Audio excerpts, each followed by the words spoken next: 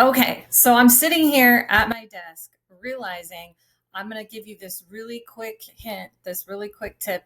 If you've ever been creating a custom GPT, this is something that was killing me for quite a while.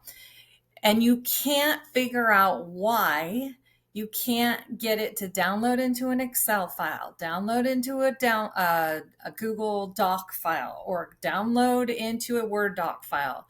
I have a really simple solution for you. I'll tell you why it's happening because it took me forever to figure this out, or I didn't know it was happening. I got frustrated and I kept going back and I kept telling ChatGPT, downloaded into a doc file, and then was having a lot of issues. So all you're going to do, the problem you're having is what happened. This is my custom GPTs. I have a ton of custom GPTs. I've developed hundreds of them. I have one for like every single little thing I do so that I don't have to do it over and over and over again. But here's what you're going to do. I'm over here. Here's all my custom GPTs over here. If you're running into that problem, you're going to go here. Just go up here, go to edit, and get back into your custom GPT. And there's one little box you didn't check. It's down here. Keep scrolling.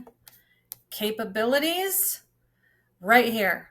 Code interpreter and data analysis. That's what you're missing because it can't read the code, can't do what it needs to do. Now that is new. That didn't use, well, I wouldn't say it's fairly new. It's been around a while, but go ahead and check that.